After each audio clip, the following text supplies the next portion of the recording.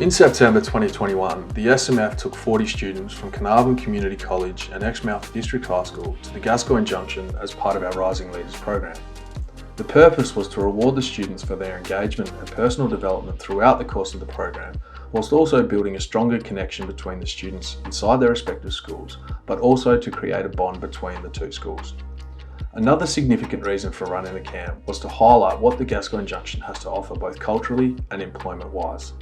I think it's really important to have that connection between the towns. We're geographically disadvantaged quite majorly, and especially out at the Gascoyne Junction, the school out there's only 6 kids that attend, and taking a group from Carnarvon and both Exmouth of the Rising Leaders and the Bushrangers kids that we've been working with throughout the year gives the kids out there an opportunity to showcase what they've got to offer, and it also gets our kids sort of out of their comfort zone, I suppose, a bit, and just to appreciate those little things in life that, you know, the kids out there might not have, and the people.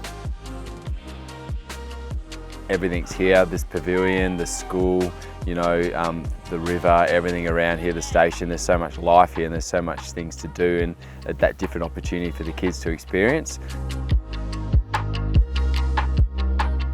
Taking them out of the classroom environment, they've actually been able to form different relationships that they perhaps wouldn't have formed in a classroom, and they're laughing, they're joking, they've now got some in-house jokes. Day 1 saw the students head 20 kilometres east of the Gascoyne Junction to Bidgemire Station. Here, the students were welcomed into the home of the McTaggart family, who kindly showed and explained the ways of station life. This included mustering cattle, making damper and kangaroo stew, whilst also learning about School of the Air.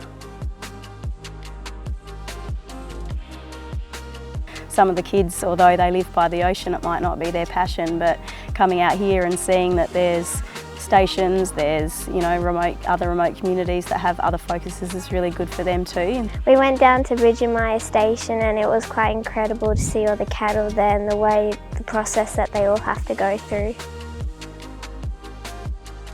Watching the cows being mustered yesterday, it looked like there could be some possible work there to do, so it could be fun.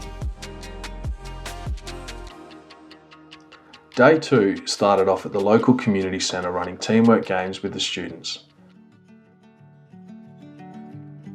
Following this, we all walked across to the school to hear from locals tell their stories about the Gascoyne Junction and its history.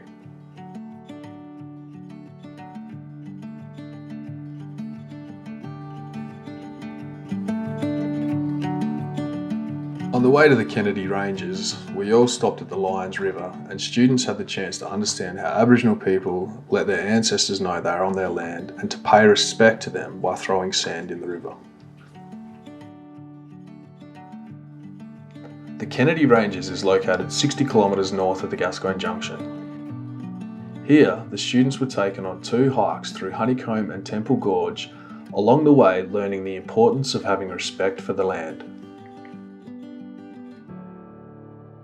Sitting on a bus for 6 hours together, we build that relationship together, and hanging out together just creates that trust.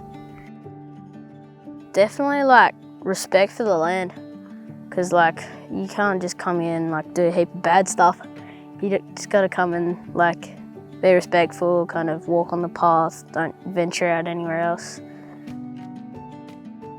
The final night saw students divided into teams to make their own pizzas.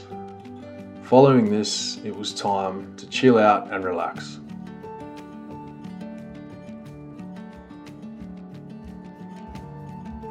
The final chapter of the camp involved all students taking part in various teamwork and communication-based activities to highlight the strengths students develop from being involved in the Rising Leaders program.